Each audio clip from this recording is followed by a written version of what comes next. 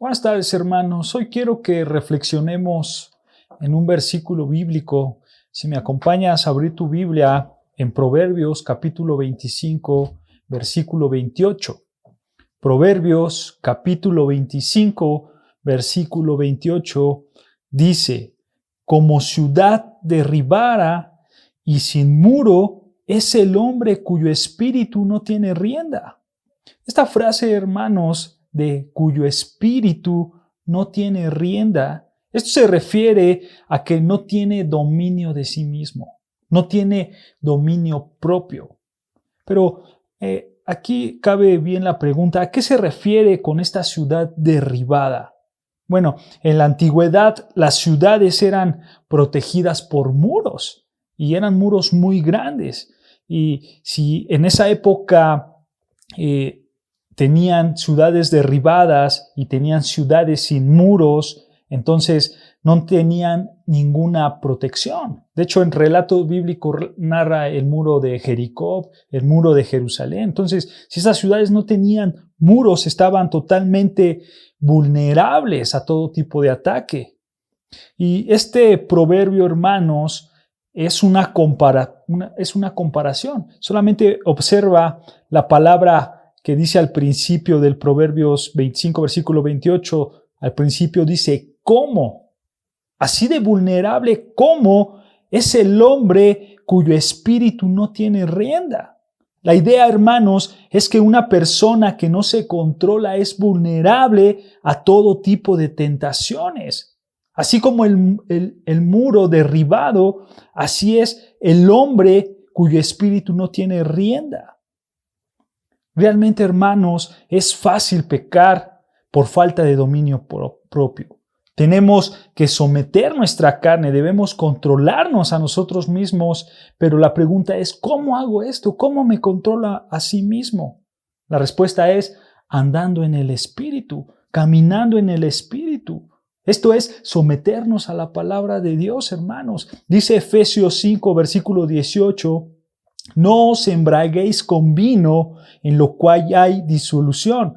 Antes bien, sed llenos del Espíritu. La pregunta: ¿qué es ser lleno del Espíritu? Bueno, el pasaje paralelo a este versículo es Colosenses 3:16, que dice: la palabra de Cristo more en abundancia en vosotros.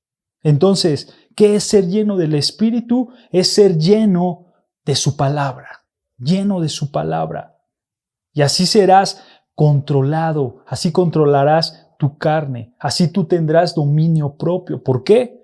Porque el Espíritu Santo obra con poder en la vida del creyente a través de la obediencia de la palabra de Dios.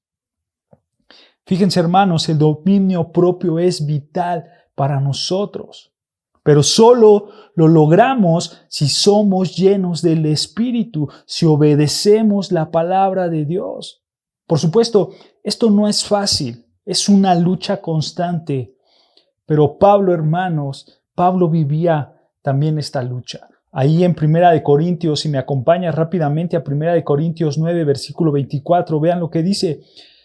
1 Corintios 9, versículo 24 dice: ¿no sabéis que los que corren en el estadio, todos a la verdad corren, pero uno solo se lleva el premio?